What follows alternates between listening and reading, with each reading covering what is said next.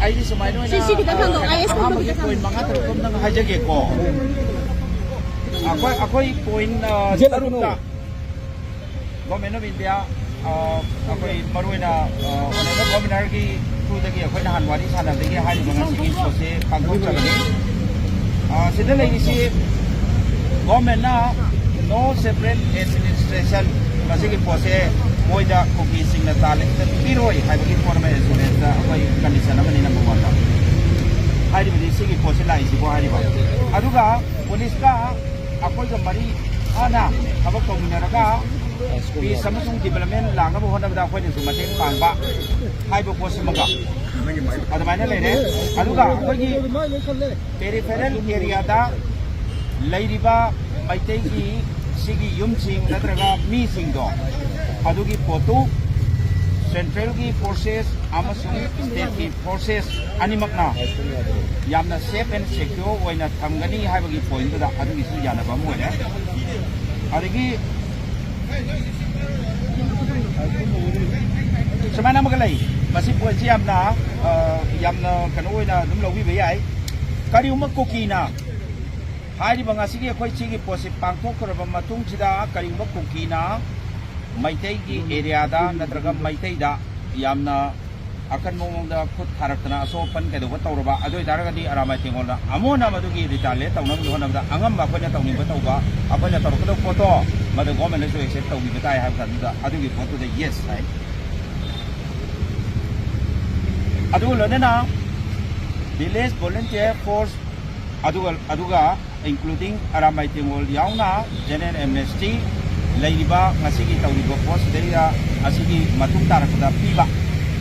moidu akoi honorable governor na abada so high grade na takpi ngasigi laiba post na maram oraga maduda maya dum samjarabani na madu bodo ko wet and wash ni adu oidbro to ko ramai tingol go makata na yeng laigini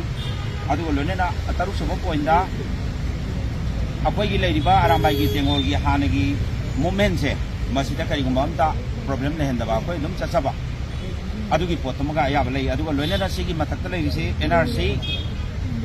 uniform selaga ka doroga ko irama gi chachaba adu kai pom lei te abagi forum da adu tawi wa hadana aduna maram oraga sigi point taruk site da aham boina akoi 1 2 3 4 5 6 ni adigi 7 subadana leiriba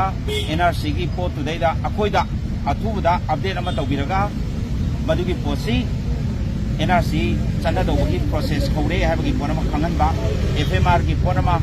Three moment regime ki pot today da makata na sangalan ba adagi border fencing chi atu bada loisana bagi moi go bokona gani hai adu koi monitor tawjari adu ma tawri bri yemba loina na 1960 ki MLR Act ki posima akoi semto o kandu da madu ki makata rakpada maitei singda ena sapu piba ena kana bagi ba da idu da yengchen bina bagi wari ma yana ba adu loina na akoi ki poppy cultivation ki pose yamna tuna full swing da moi yoba muthana bagi pambai horkani aduna drug ka kai da ngaksun riba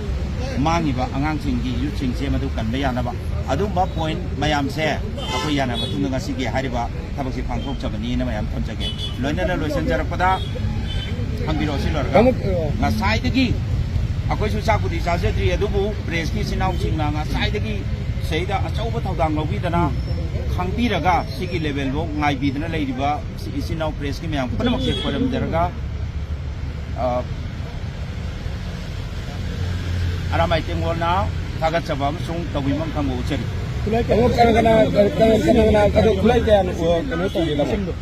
kulai kulai akoi se 241 ni masi akoi sida submit taw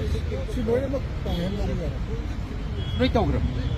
on the record Canada taw lo tamo akoi gamnada taw gomna yaw da ba gamnada akoi sigi pose kana yaw ngasi ko ina di gamnada thabiro ko di taw biro ko moi official mayam da akoi taw kana haiya gi tamo ko saka gi sar tagi di akoi gi lairiba impan west ki SP adagi pasemar gi commandant adagi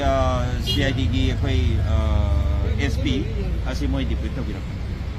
anmai lo sala sikwa thank you